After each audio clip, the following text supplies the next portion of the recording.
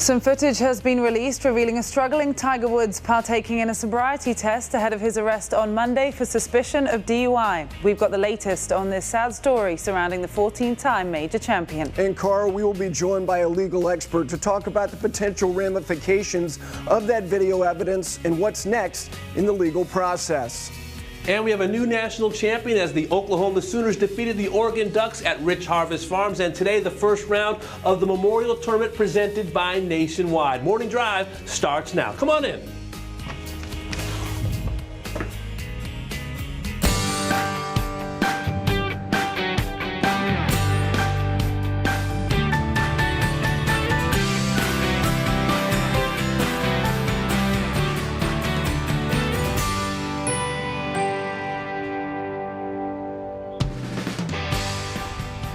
And good morning. Welcome into Morning Drive. It's Thursday, June the 1st, the year 2017. This is Studio AP. Damon Hack alongside Cara Robinson. Cara, good morning. What's the latest?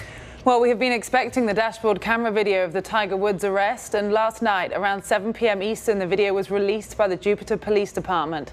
Jupiter PD did in fact redact the video. Under the Florida Public Records Act, they're required to have a statutory exemption for the redaction.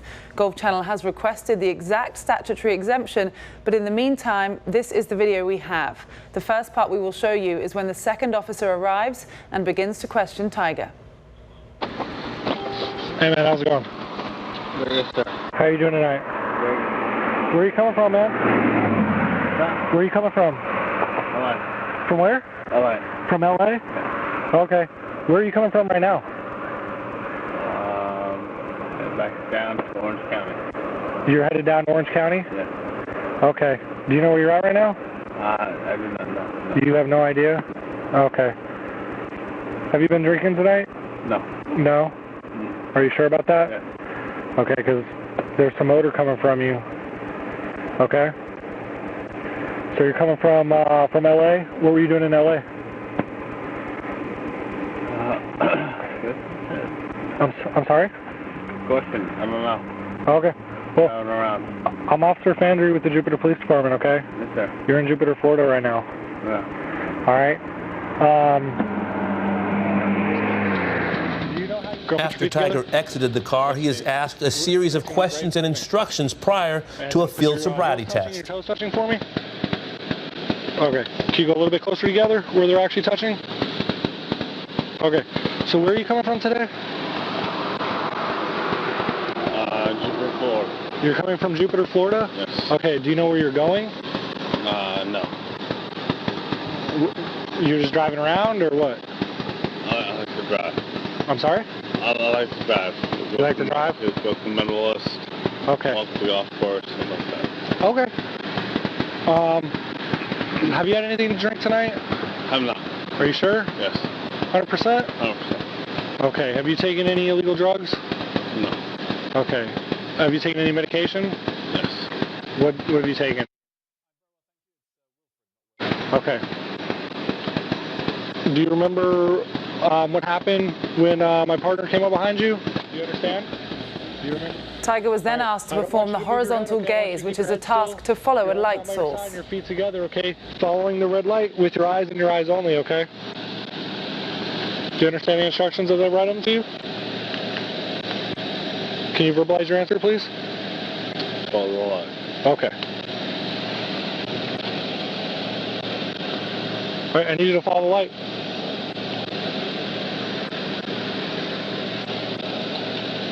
All right, you're not even looking at the light. You see the After that, Tiger was asked to perform the walk and turn, required to walk several steps heel to toe. From your right? Yeah. Okay, what I want you to do is put your left foot on that white line just like this, okay?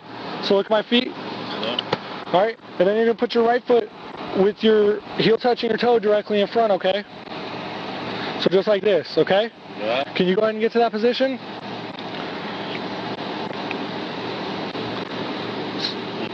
Left foot and then right foot with your heel touching your toe of your left foot. All right, make your right foot heel touch your toe. No, stay there, stay back, stay back. I don't want you to do anything until I tell you to, okay? Go ahead and go back to my white light. All right, right about there, okay, perfect. Okay, About 20 minutes into the field sobriety tasks, Tiger was then asked to perform the finger-to-nose test. so on and so forth, okay? And until we're done, okay? Do you understand the instructions? Okay. Go ahead and close your eyes and tilt your head back. Keep your feet together, okay? All right, tilt your head backwards, please. All right, left.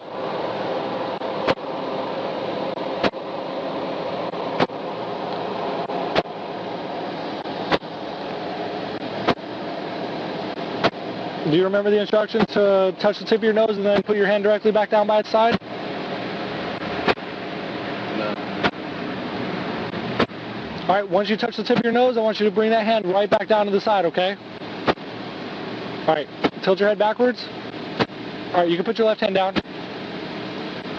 Right? Right hand, left hand. Right hand.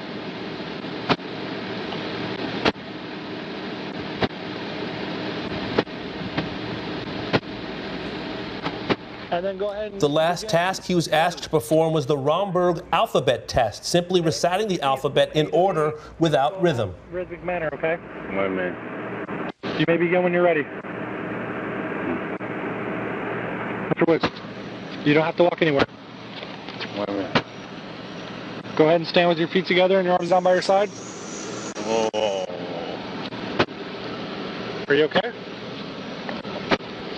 What's wrong? What are we doing? Right now, It should be noted that Tiger eventually correctly recited the alphabet. At this point, though, the police had come to a conclusion. all right now, okay? I'm placing you under arrest for suspicion of driving under the influence, okay? Do you understand?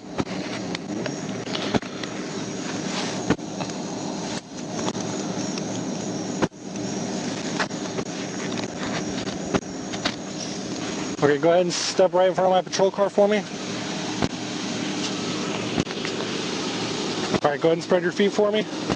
Do you have anything on you that's going to poke me, prick me, stick me, or cut me? No. You don't? No. Okay. Also released last night are pictures of the damage to Tiger's Mercedes. This photo shows where Tiger stopped the car, and you can clearly see it straddling the bike lane. In the background, the police car and noticeable damage to both tires. This now the front driver's side wheel area. You can see a detached front bumper, a gaping hole in the tire, and damage to the rim.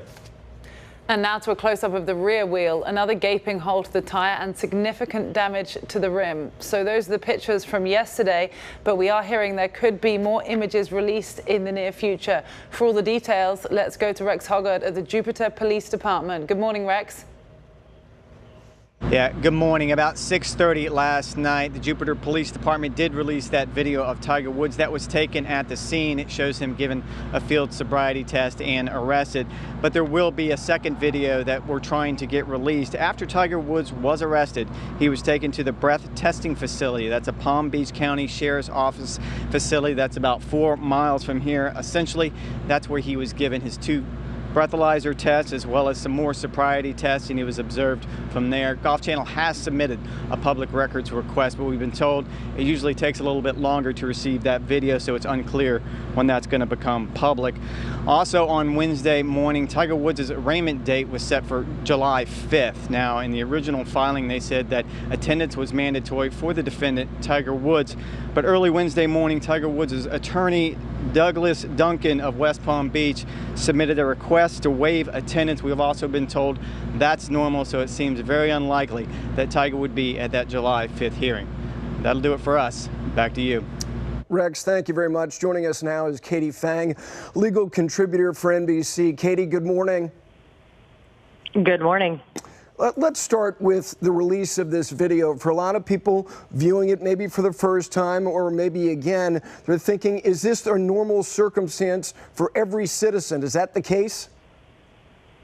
Well, it's clearly not going to be all over the news for the regular citizen, but yes, the actual video and the audio that was released, there's nothing unusual about it, except unfortunately for Tiger Woods, it shows in explicit detail exactly how impaired his normal faculties were when he encountered Jupiter PD a couple of days ago.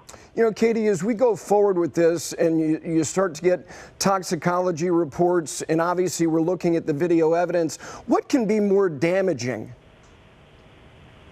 Well, that's a great question. I think they're both particularly bad, but, you know, people like to look at things. When you look at a tox report, it's going to come back with a whole bunch of chemical substances. Ostensibly, if it's true that he was on prescription meds, it should come back with those prescription meds and the amounts in his system at the time of the DUI. But it's the video that I think is particularly worse for Tiger Woods. You can see the man is unable to even put his feet together, follow basic instructions, and really it strikes fear and terror in people's hearts. If you think about somebody like that, Tiger Woods or a regular Joe and Jane, that's operating a car on a roadway that you and I might be driving on. You know, Katie, there were things that were redacted from the original statement, including his admission of ingesting prescription medication. Is that more incriminating than the video evidence? Well, the original release came out with the identity of the medications, but subsequently those things have been redacted. You know, the fact that it's redacted could be a privacy respect for somebody's confidential medical information, even if it's already left the stable, that horse. But, you know, it doesn't make it seem any worse for him. But we will like to know at the end of the day, if he's going to take responsibility, what was he on? And frankly, let's not fight this DUI if you've already admitted that you're guilty and you've taken responsibility for what you've done. Katie, when we hear the word redacted, it immediately makes us think that there was some type of negotiation. Is that the case with respect to his legal representation?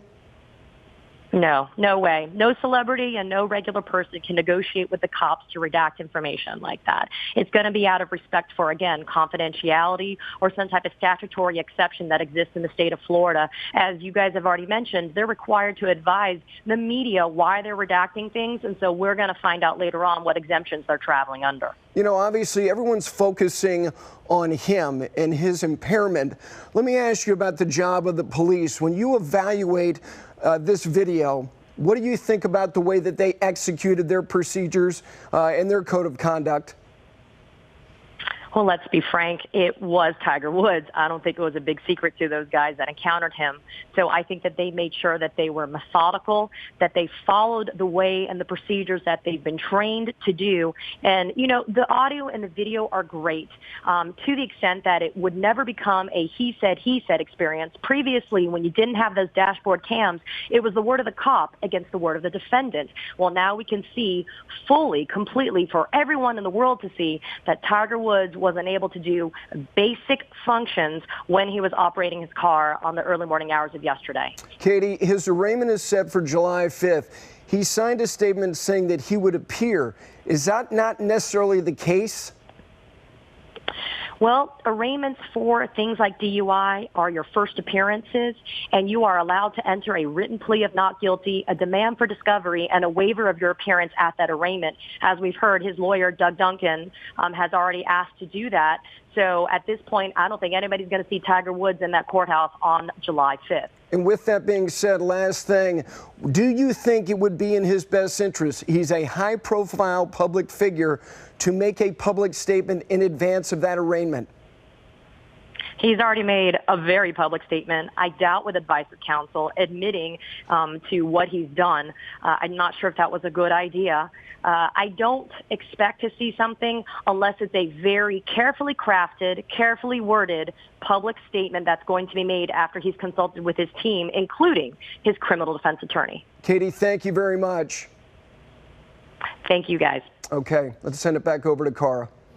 All right, Gary. Well, the PGA Tour had been contacted for comment on this story, and yesterday, Commissioner Jay Monahan released this to the Associated Press. Quote, I think Tiger's statement on Monday night where he apologized and he said he was going to do everything he can in his power to make sure this doesn't happen again, I think says everything.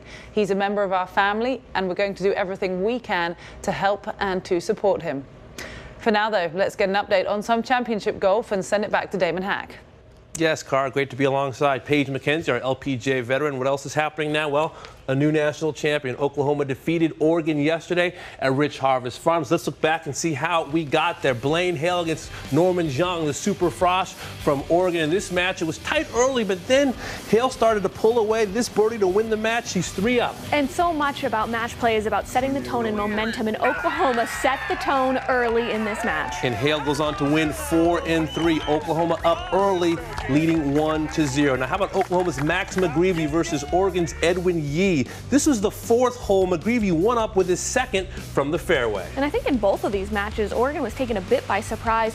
Like you said, a freshman in the first match, and Edwin Yee was so great for Oregon last year in the national championship. But Oklahoma showing some impressive stuff with this approach. Puts it to 5 feet, makes birdie, wins the hole. McGreevy would win the match 3-2. Oklahoma goes up 2-0. Now, how about Oklahoma's Brad Dalkey versus Oregon's Solomon Raza? Dalkey with a long birdie putt on the 12th. And then for a lot of the day, it looked like it was going to come down to this anchor match. So every stroke so important, and just a beautiful stroke there. Goes 1 up, and I love his Twitter handle, Donkey Kong. What a great player this young man is. Now Raza from Oregon, he's down 2, putting for par on the 15th. It was a close match most of the day, but this is where we started to see things slide the wrong direction. Didn't see him miss many earlier this year or last year when he helped lead Oregon to that national champion. Dalkey would go up by 3. Now Dalkey putting for par on 17 to really win the championship for Oklahoma. Yeah, the 2.5 footer feels a little longer, but confident the whole way. And he wins the match, and Oklahoma wins the national championship, setting off the celebration for the team's first title since 1989 when OU beat Texas by 19 shots. Such a high level of play. It's not just a football school anymore. And after the championship match, the winning team, well, they caught up with our guys on set. It's been so much fun, so much hard work. You know, the belief of all the guys, all of our former players, even before these guys, right, that helped us lead to where we are today. Our supporters, Joe Castiglione, my AD, Larry Nafee, those guys have given me the support to be able to be successful, and that's what we do at Oklahoma. We win. Blaine, you were out in that first match today.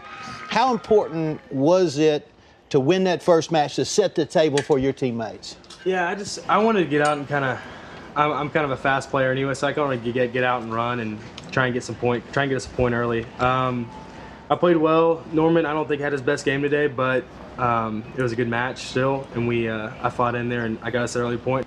Brad, you came in as a pretty highly touted junior player into the program.